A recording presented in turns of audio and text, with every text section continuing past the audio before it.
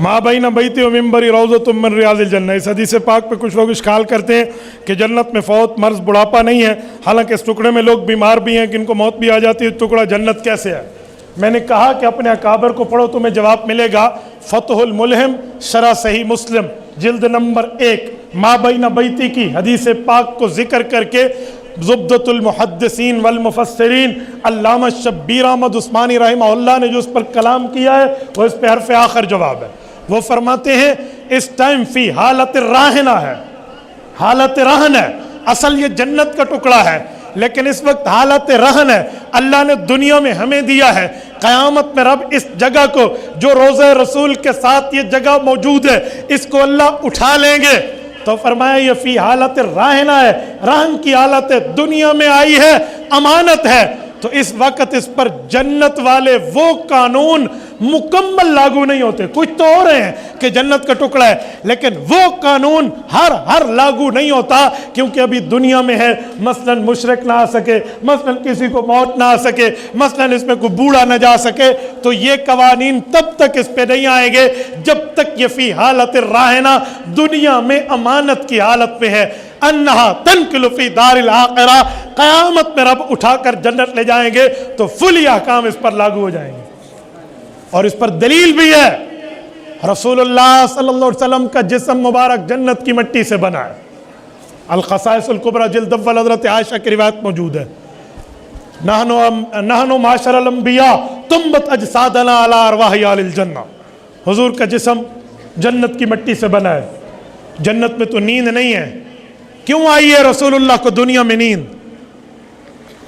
बताइए, जन्नत से हुजूर का जिस्म बना है, दुनिया में आए हैं, नींद नहीं आनी चाहिए, लेकिन दुनिया में नींद आई है और नींद में दिल जागता रहा है। हदीस में इसलिए नबी का नींद में वुज़ू नहीं टूटता, नबी का दिल जागा, ये जन्नत का खासा है। आंखों पे नींद आई, ये दुनिया का असर है। जन्नत में पसीना नहीं है। रसूलुल्लाह को पसीना क्यों आया है? तो जन्नती वजूद है। भाई पसीना नहीं आना चाहिए, जन्नत का खासा ये है, लेकिन पसीना आया है, ये दुनिया का असर है।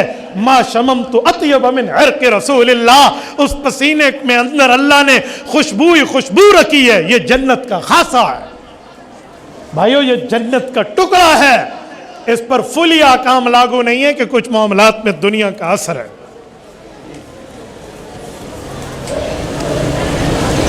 बाद लोग कहते हैं कि फ़लाँ लोग में से हर बंदा काफिर, फ़लाँ मुसलमान, इस बारे में बताइए, कुछ बेखबर है। भाई जिसका अकीदा कुफरिया होगा तो वो काफिर होगा, जिसका अकीदा कुफरिया नहीं है तो हमें कौन सा शौक़ है हम खामखा से किसी को काफिर बनाते फिरें। बाद लोग कहते हैं बरेलवी देवबंदी हयात ममात लड़ाई में उलझने की कोई ज़रूरत नहीं है, इससे काफिर को। मैं एक बात कहता हूँ, मैं भी लड़ाई का कायल नहीं हूँ। मैं कभी नहीं चाहूँगा किसी बरेलवी में, किसी देवबंदी में लड़ाई हो, किसी हयाती में और किसी ममाती में, किसी देवबंदी में, किसी शाती में लड़ाई हो, मैं कभी नहीं चाहूँगा। हम लड़ाई के कायल नहीं हैं।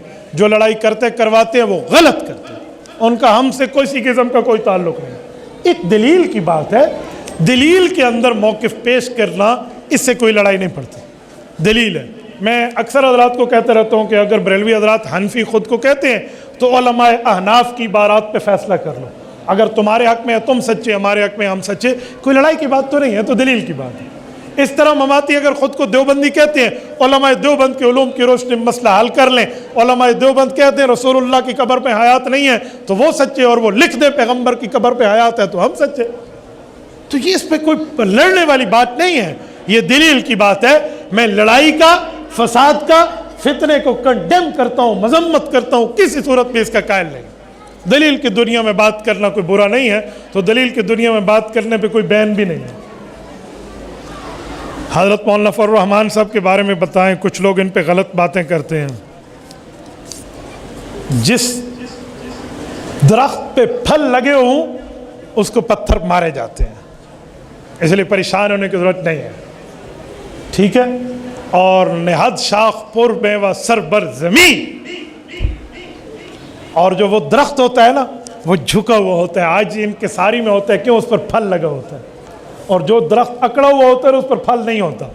हज़रत मौलाना आज इनके सारी में है और यहाँ लोग एतराज़ात करने में हैं تو آپ خود اندازہ لگا لیں کہ پھلدار پر تو اس طرح کے پتھر اٹھیں گے نا، لیکن میں اس ہاتھ پر جس ہاتھ نے پتھر ہو اور اس پھلدار درخت کو مارے، میں اس ہاتھ پر گویا کہ اگر ماتم جائز ہوتا تو میں ماتم برپا کرنے کا اعلان کرتا کہ لوگوں ماتم کرو اس ہاتھ پہ، جو ہاتھ اس عالم دین کے خلاف اٹھ رہا ہے جو لاکھوں علماء اس کی قیادت میں متفق ہے۔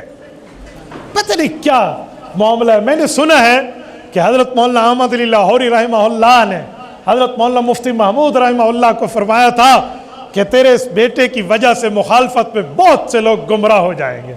مجھے تو وہی خطرہ نظر آتا ہے، اگر یہ واقعہ دیانت پر ہے نا تو مجھے وہی نظر آتا ہے۔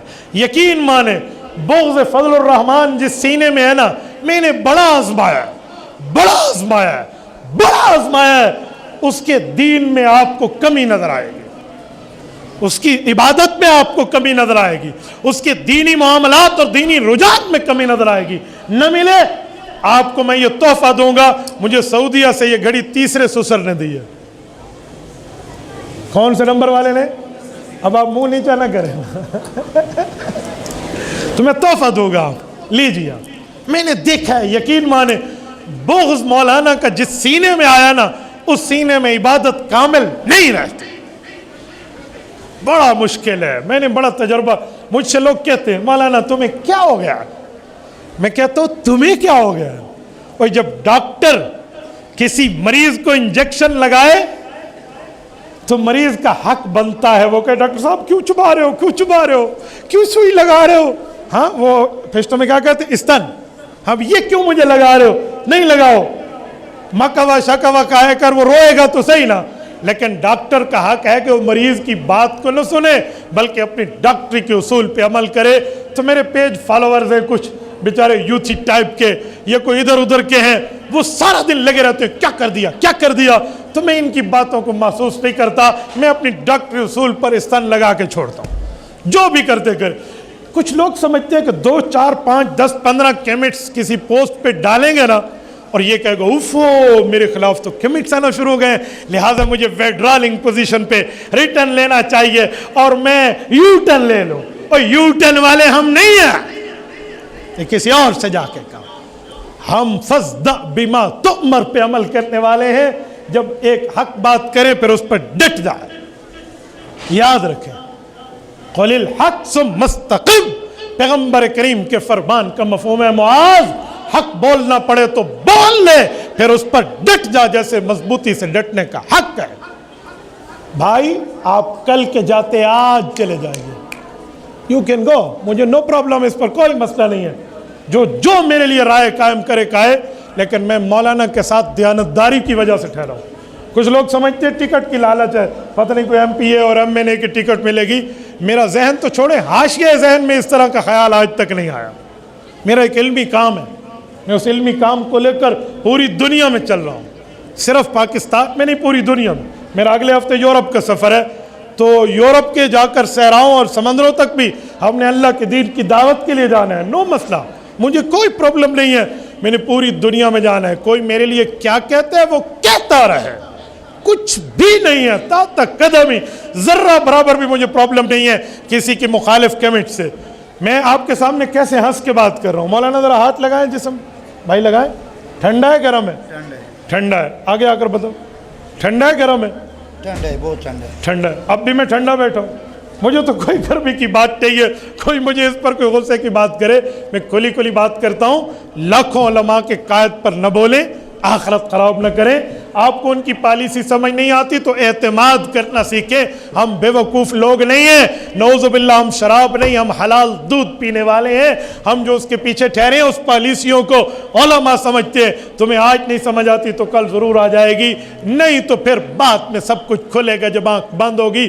فَسَوْفَ تَرَىٰ اِذَا انْكَشَفَتِ الْغُبَارُ أَفَرْسٌ تَحْتَ رِجْلِكَ أَمْ حِمَارُ۔ ایک عربی شاعر نے کہا ابھی گرد و غبار ہے، گرد و غبار چھٹے گا پھر تجھے پتہ چلے گا تو گھوڑے پہ سوار تھا یا گدھے پہ سوار تھا۔